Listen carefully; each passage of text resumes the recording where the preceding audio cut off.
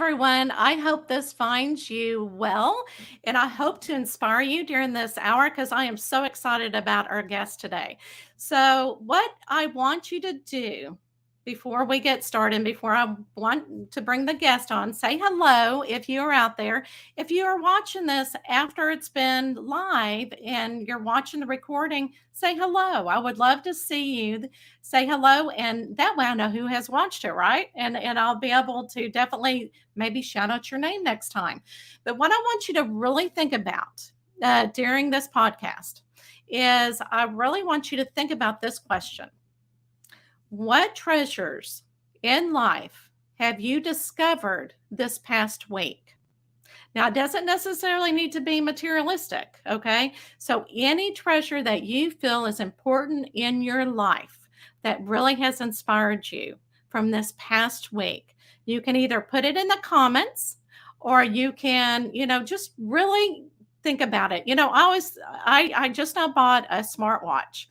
And at the beginning of every day, it always gives me something to contemplate on, to really think about. This is what this is. Okay. So the question, really think about it for a minute. And it's so interesting because my watch will always give me a minute and then I start thinking about it.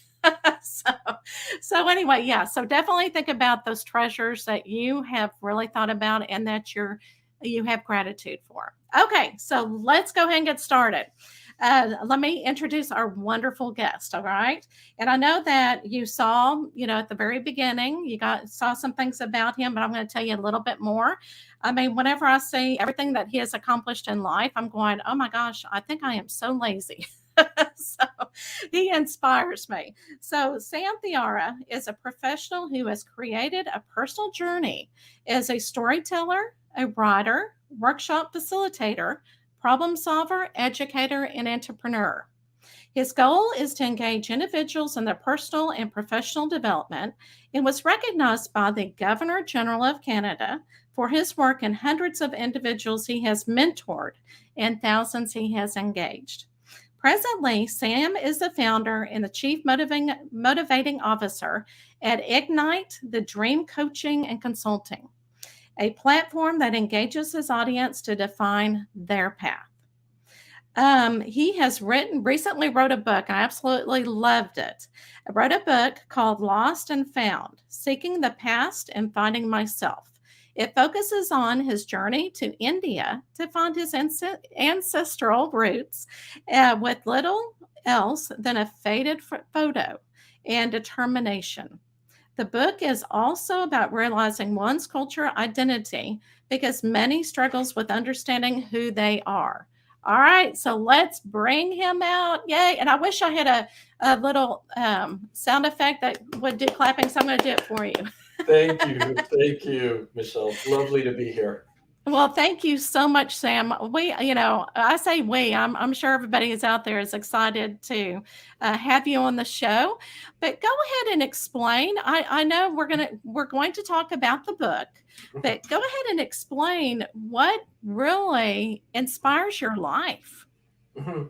What really inspires is the fact that I've been given a lot in life with regards to experiences and the people I've met. And what inspires me is the fact that I'm not allowed to hold on to this. I have to give it away. But the more I give away, the more that comes back to me. And it's just this reciprocal piece of gratitude that I hold. And I think that's what inspires me, is that these opportunities just emerge because you're out there doing things, but not with regards to ego, with regards to status, not regarding money. It just, these are things that I really enjoy doing. And I have so much fun doing it that it doesn't feel like work. And I love that you said that because a lot of people, they think, okay, I'm going to do the social media. I'm going to do all this. I'm going to be famous. I'm going to be popular. With really not thinking about, it's all about what your passion is and about what you love to do. And also giving back, like you said, the gratitude and sharing your talent with others. So I absolutely love this. Now, tell us about before, because I want to kind of talk about other things besides your book, and we're going to do your book, but tell us about what you do now, what you're doing in your coaching business, and how you're really getting people to really think about their own lives. Sure. I mean, part of I wear many hats, but there's a common theme with many of these things that I'm involved and engage in. It's about igniting and inspiring individuals. It's about helping them realize their passion, which guides and directs them to their purpose. I want to help them get where their authentic journey is. So, for example, I mean, I teach at the Beatty School of Business at Simon Fraser University, and I teach organizational behavior. But it's not just about theories. It's about how can I inspire these young minds to go down their authentic pathway. Equally, at the same time, I'm working on with an organization, Illuminate Universe, and this person brought me on. Again, it goes back to that whole aspect of being with this person for 9 years and helping her in her journey. Now she's wanting me to be a part of her journey even more. And that's a platform to engage. She has to, over 20 months, build 100 online courses and 100 podcasts to deliver. So she's brought me in as, an executive leadership advisor to her with regards to how to do this. Just prior to this call, I was on a Zoom call in Zimbabwe because planning a retreat with 3 dynamic women in Zimbabwe and a fellow Canadian as well on mindfulness, self-care, and personal development. Also, making the book into a screenplay, and equally at the same time, uh, just and having 3 to 8 conversations a week with individuals about their journey and learning about who they are and going down that pathway. And finally, helping other smaller universities and colleges, because I've spent so many years in the higher education field, of supporting their processes and helping from a student engagement, alumni relations, community outreach.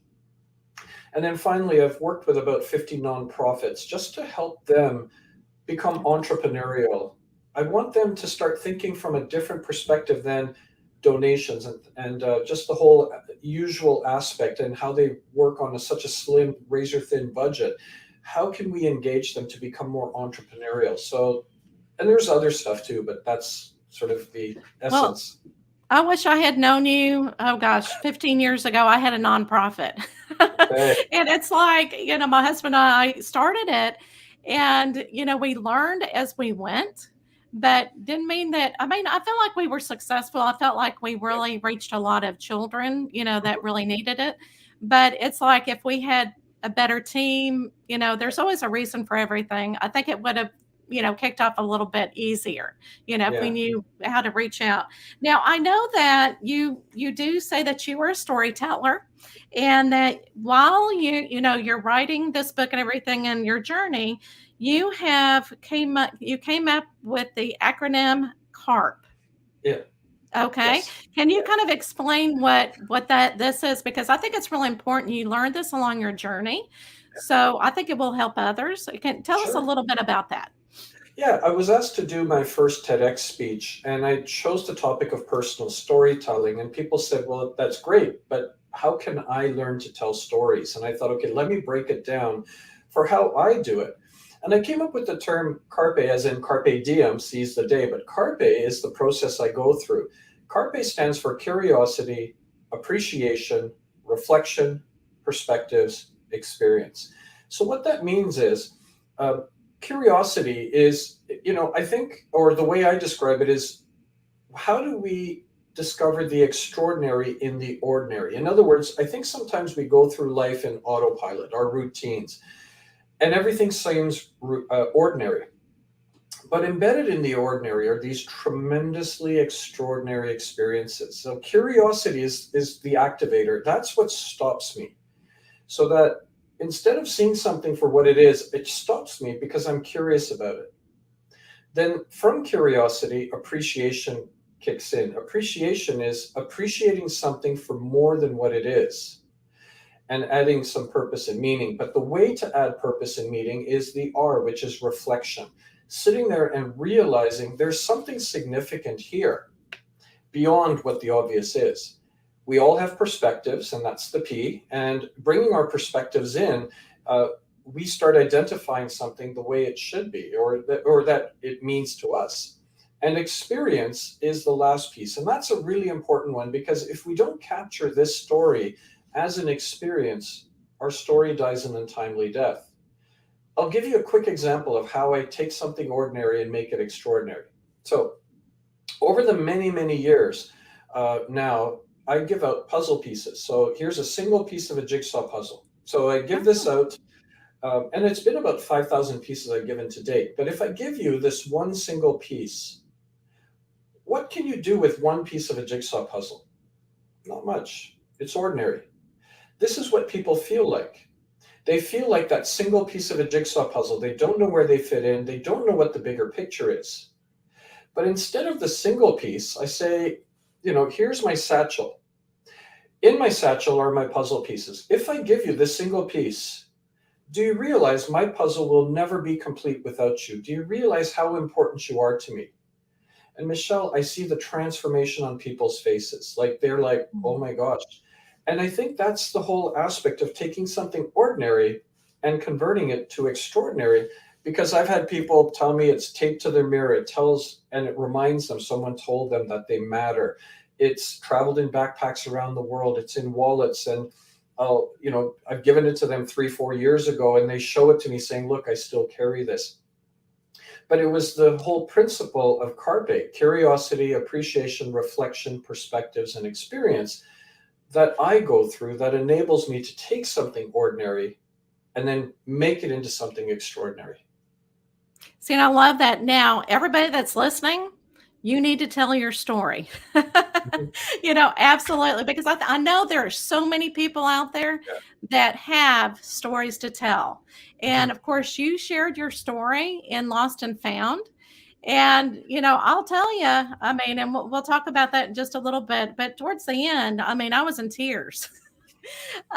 So why don't we go ahead and I could explain it all day, but Uh-huh. I would love Mhm. for you to tell us about how you started the story, Mhm. your journey. You don't have to read everything, but tell us about the main Sure. points that really were important to you while writing the story. I mean, I'm a British born Canadian with parents from Fiji Islands, which is near Australia, and grandfathers from India. And oftentimes I get asked, what part of India are you from? Because if you visibly see me, I look Indian. And I say, well, I was born in England, raised in Canada. And people are like, no, no, no, your parents, what part of India are they from? Well, my parents come from Fiji Islands, which is near Australia. And then they look at me perplexed, going, wait, are you Indian? And I'm like, well, my grandfathers come from India. But then on the flip side, people are like, well, you know what? You're not Indian, you're Canadian. And I grew up in Vancouver, Canada since I was like 4 years old. And you grow up in a society that is predominantly, white back then, but you always saw yourself as Canadian until you got beat up in high school because someone saw you as a visible minority, and they just basically, for whatever reason, thought that you were something worthy of being picked on. And I always struggled with this identity piece, this cultural identity, because I segmented my life into British, Indian, Canadian, Fijian based on wherever I was in my life or wherever I was interacting. And it was only when I got to university into a much more broader global audience that I started meeting people from diverse backgrounds and learning about, their culture and their identities, and how much they embraced it. And it felt like something was missing. And I told myself I needed to, maybe go to India to find my, well, identity. But equally at the same time, we had lost our ancestral root connection back to our village in India because my grandfather left in 1905, hopped on a steamer ship and wound up in Fiji and never went back. And my dad's older brother had gone to the village, but he was the only one. And he passed away many, many years ago, but we never had that information. So I took this on as a challenge to say, I want to go to India with this, just this faded photograph, Mhm. very little information, and said, I want to take this on as a challenge.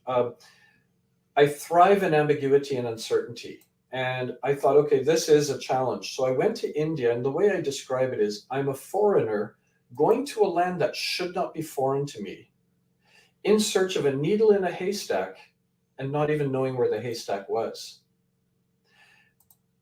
And I think for me, the identity piece, I realized when I was on my way to the Golden Temple, which is a spiritual place. I remember waking up at 4 in the morning, the day that I was heading to the temple. And it just hit me like an epiphany, the fact that here I am thinking of my life as a thali. And a thali is a Indian platter with segmented dishes. So I had always seen my life as a thali, British, Indian, Canadian, and Fijian. But I woke up at 4 a.m. and I said, wait a minute, I'm not a thali. I'm an Indian rice dish called khichdi. Khichdi is this blend of flavors. It's a blend of vegetables, and everything comes together to make this dish. For your listeners, it'd be the equivalent of like an omelet. You just go to your fridge, crack a few eggs, and you throw everything together, mix it up, and it goes into a pan. I think that's where my identity piece sort of really resonated with me, was the fact that I'm not a thali, which is segmented. I'm khichdi, which is a blend of cultures and flavors. And it helped me to realize that, you know what, I'm going to embrace them all. I will be all of them simultaneously, and appreciate and who I am as an individual who is of these various backgrounds.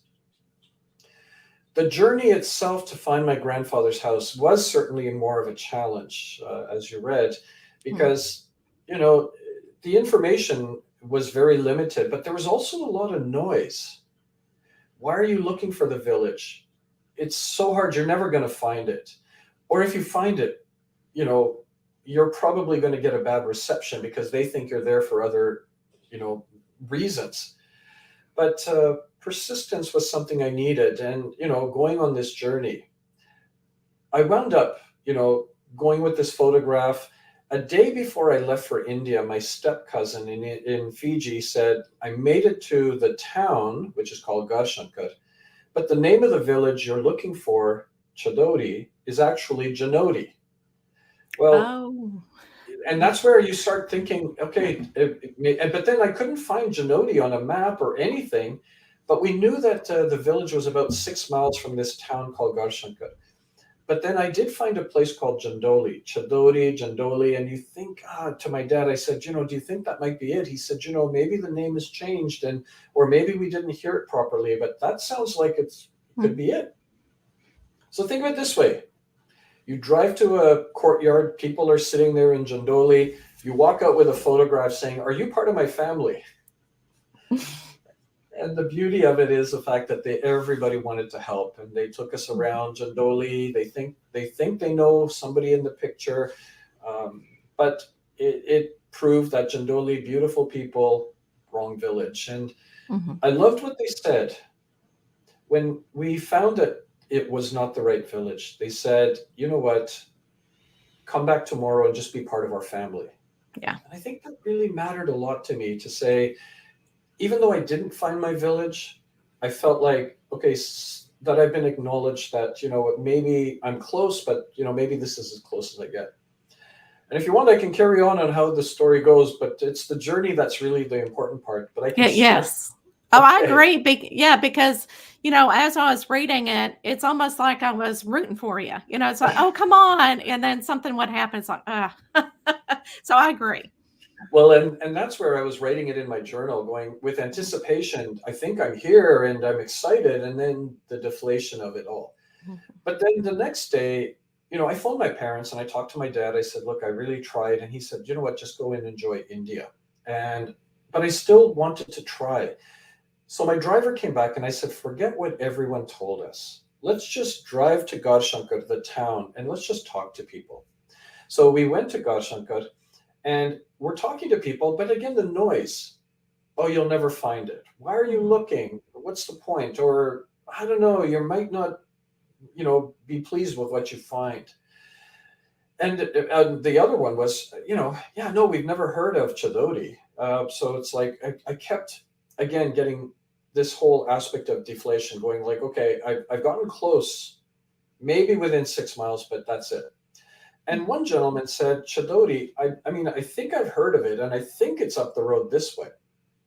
So I'm in my journal writing in that, okay, I'm very guarded here and saying, well, Mhm. here we go again. I'm Mhm. trying not to build this up. We drive to this roadway, which the guy had directed us for about 5, 6 miles, and we come to an archway, and this old man is seated there.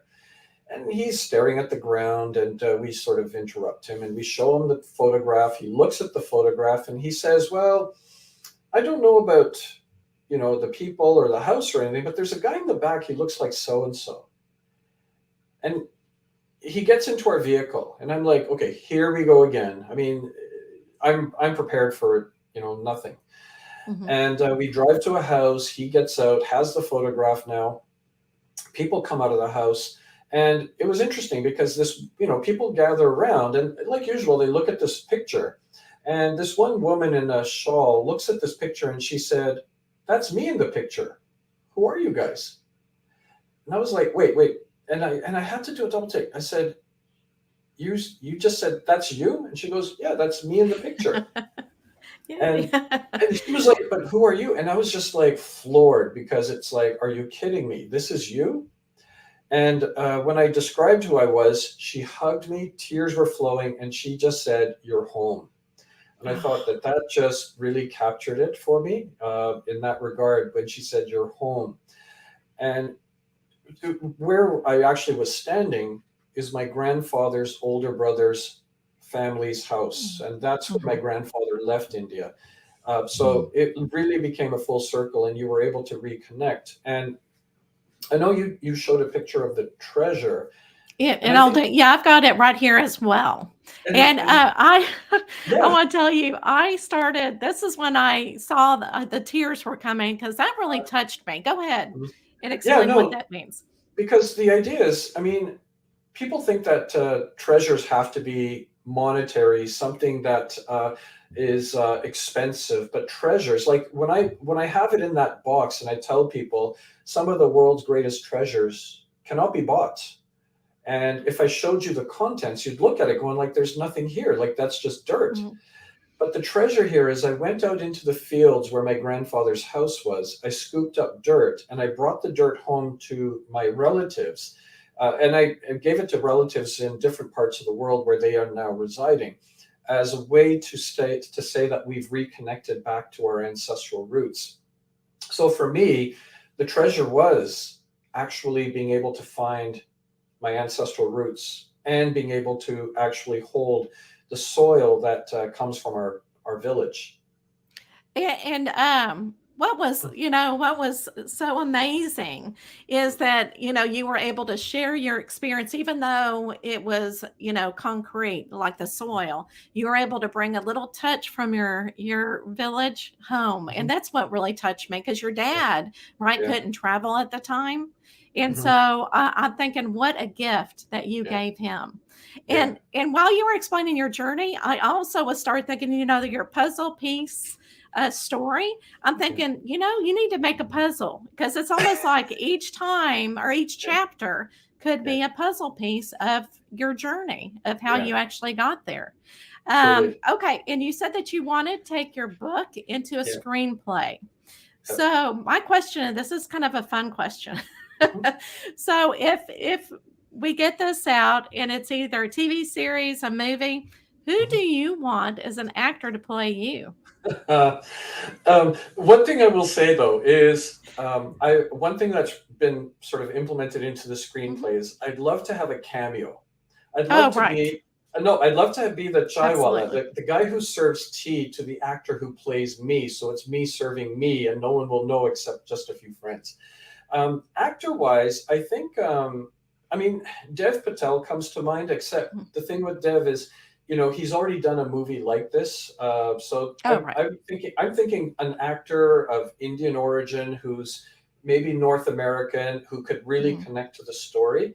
Uh, you know, Karan Brar is somebody that just came to mind. I mean, he's done Disney shows as a kid, who's grown up now, and he's about the right age that could really relate to the story.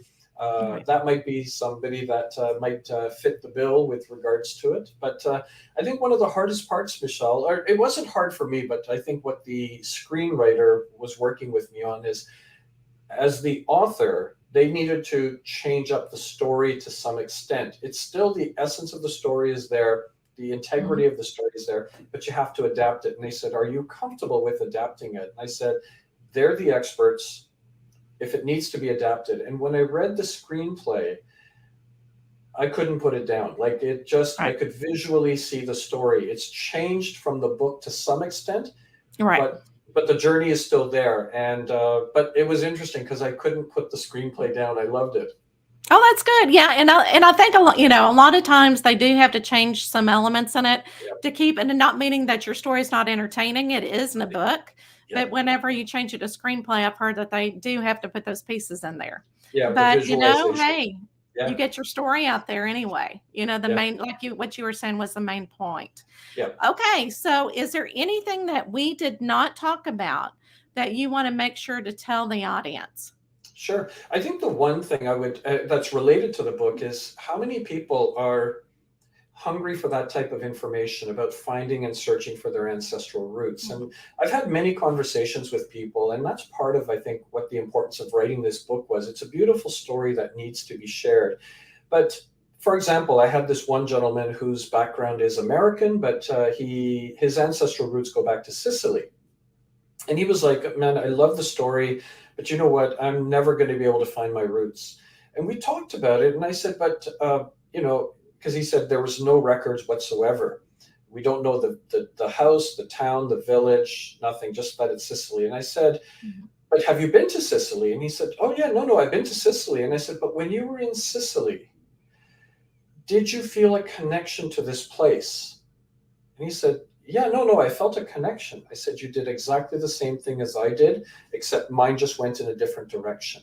If you feel a connection to a place, then there's something about that place that I think is really important, that is, it comes and touches to the roots of who you are as an individual." So uh, make sure that you don't ignore that. And equally, if you are interested in ever finding out your roots or that information, start early, because as you talk to Mhm. elders, they start forgetting things. But talk to them earlier, start documenting, and make it into a journey and see where it guides you. Absolutely. And I also think not only the people that are trying to find, Mhm, their ancestors, but what if somebody is adopted and want to mhm. find their background that way? That's Yeah, another scenario. And it does take time. It does take time for them to actually find their families, but it's important. I yeah. think it's like a spiritual journey. You Mhm. find that little piece of yourself. Yeah. Okay. So, Sam, are you ready for the wheel? Let's do the wheel. All right, let's do the will. You can't tell I'm in it. Used to be in education, can you? Okay, yeah. So this is the teacher in me. We have to do the will. All Okay. right. So I'm gonna get Mhm. here. I'm gonna spin it. I know it's real little and it's hard for us to see it, but it will show Sure. us what it lands on. Okay. Okay. Okay, there we go. Oh my gosh, isn't that interesting? Mhm, That is actually a perfect mhm, um, question for you. So, if you went back in history, mhm. okay, Yep. who would you want to meet? Okay. If I go back in history, I'm going to say recent history. One person I think I would really like to meet is Anthony Bourdain. I quoted him in my book, but I just really loved his perspective and view of the world, because I think he inspired me to travel not as a tourist but as a traveler, to talk to people, to engage, and to realize the significance that we all bring to this world, and not to go with my perceptions or my opinions.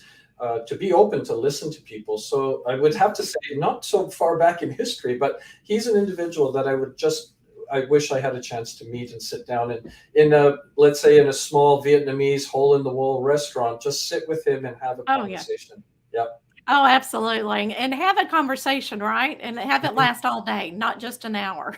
Oh, totally. I- Before we do the second part of the show, I do want to add here because this Mhm. is a quote that you had in your bio, and Yeah. I absolutely love it. Okay. So, everyone's life is an autobiography.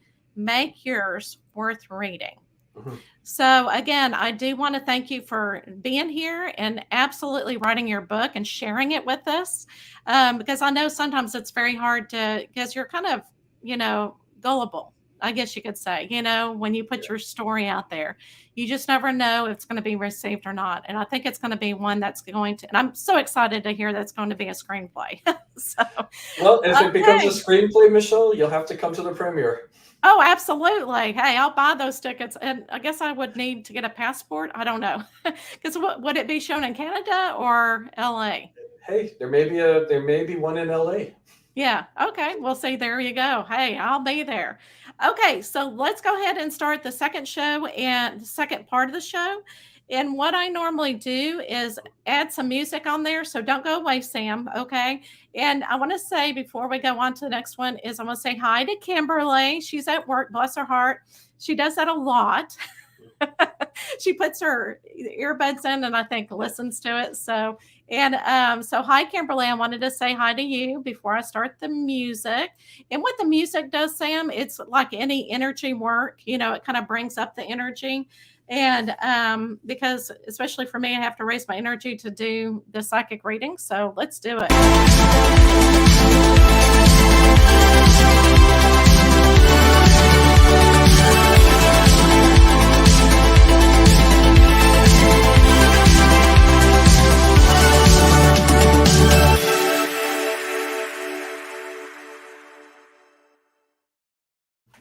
Okay, there was kind of a delay. I was going, is it coming back on?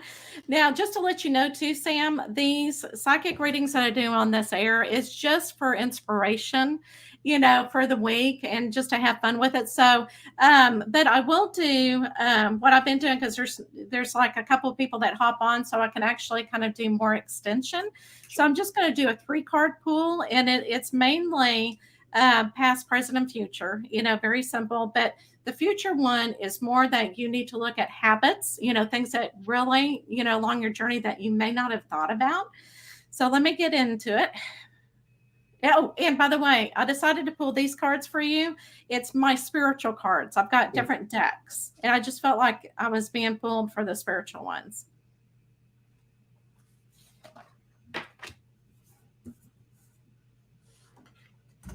I can always tell when spirit is here, especially the question that you got on the wheel. They knew what you needed to have. Okay. Awesome, awesome. Okay. So, in the past, all right. So, and let me read because what it says on the card, I'm not really feeling for you. Okay. All right. So, right here, a lot of times the cards will say something, but intuitively, I'm not really feeling it. And so I'm asking what direction to go. So, this is the card says that, your children are protected. But what this really I feel like in the past is that you really, and I think your journey is not only for the child in you, but I think your journey is very important for your family. And we've talked about that, right? So I think that has been an important part of your family. But in the past, it's just something that you've really had to work on. But what you need to do in presently is really celebrate what you have, okay? And because you are so busy, pick back and whatever, you need to celebrate what you have. And I know that you already do, but not only, celebrate with others, but internally and in the to make it a habit. And this is, and I'm going, but he already shows it, and I was trying to get some more input on this. But what it says is potential, okay? And it's like a little girl looking into the crystal ball. And what you really need to do, even though you have accomplished so much, you have still so much potential. Don't stop. Don't like say, okay, I'm done. I've already showed the world. I've already shared everything, my story. No, you keep going.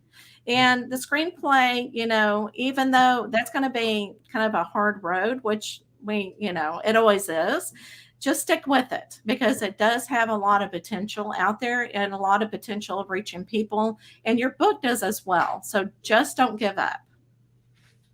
So does that Absolutely. resonate with you? No, it does resonate. And funny enough, when you talked about the past and the children, and I saw the image of the tiger under the Yes. Asian sign, I am the tiger. Oh my So, gosh. yeah, See, that is awesome. That all brings it out. Oh my no, gosh. it does. And I mean, yeah, I think to your point, celebrating is something that I have those mini little celebrations of things that I'm happy and proud of. And I Right. find that it's the other people around me that celebrate my successes more than I celebrate, because again, it Right. is one of those things that I think I've always checked my ego at the door. It's not about how much money I can make. It's not about how great it was. It's more of like, how many people did I impact today? And that's what I celebrate. And the Right. future potential, I think you're absolutely spot on with that, because I think the way that I've always looked at it is, where does this all guide me? Where is this going to take me? And I think one of the beautiful ways I can describe it is, you know, it's about changing the world, but not changing the world through my eyes. It's Mhm. about being present in other people's lives to change the world through their eyes. Because if they see the world differently, I've changed the world. But I don't want to change it to how I think it should be. It's got to be how Okay. they see it. Right. But what's interesting is I am striving, like I'm a professional speaker, so I'm Mhm. striving to get onto the world stage, but not for status, money, or Right. uh, you know anything except the fact that I have so much that I have to give. So I'm going to keep striving. But I think one of the things that sort of supported and helped me is this idea that I've accepted that I'm going to keep continuing to strive, but I've accepted, what if this is as good as it gets? Like, I think that sort of grounds me, as in I've accepted striving. I'm still going to keep on, but I'm allowing myself to accept, as long as people are positively impacted, I'm good. So striving and accepting. But the benefit is, and I've heard this from other people, is no, no, you're doing more for me than any of those motivational speakers have done. Maybe I've already accomplished. Striving, I'm going to keep on going. I've Good. accepted, but maybe I've already accomplished if it's impacted that person where their life has Right. changed. So I'm going to keep going. But I really found that, the last one, potential, keep going. And that's my mantra as well. I do keep going. And Good. as long as people are positively impacted, that's what matters to me. And see, and that's one reason why I love doing the readings, because the cards, if nothing else, it brings in a conversation, Mhm. and for you to reflect on Yeah. life as well. Yeah. So, Sam, again, thank you so much for coming on. I appreciate you, and I wish you the best. Thank And you. I know that we are so, I don't want to say us earthlings, but we are so lucky to have you on this earth with us, Oh, thank you. because you do share the light and the love for everybody. Oh no, thank you, Michelle. And equally at the same time, I've said the people I've met, they become part of my journey, and always happy to keep in touch. Well, and every time I look at a puzzle piece, I'll think of you now. There you go. Thank you so much. I'm going to All go right. ahead and remove you, and then I'm going to go ahead and continue with the readings. All right. Perfect. Thank you All so right. much. Thank you, my Bye dear. bye. Bye bye. All right. So, Kimberly, I know you're at work. You don't have, and I think it's so awesome because hopefully I can inspire you for the rest of the day. So let's do it. So I'm going to go ahead and do a reading for you, and I hope that, and I remembered last time that we, had a guest on, and I hope your daughter is doing well. Um, so okay, and I'm getting confirmation. Oh my gosh, energetically, that she's doing much better. I don't know, just something kind of flew in and told me, you know, um, that's how I get my validation, is getting goosebumps. So all right. So Kimberly, let's go ahead and do this for you. And I want to share the love and light with you as well. And I'm also going to stick with the spiritual cards, okay?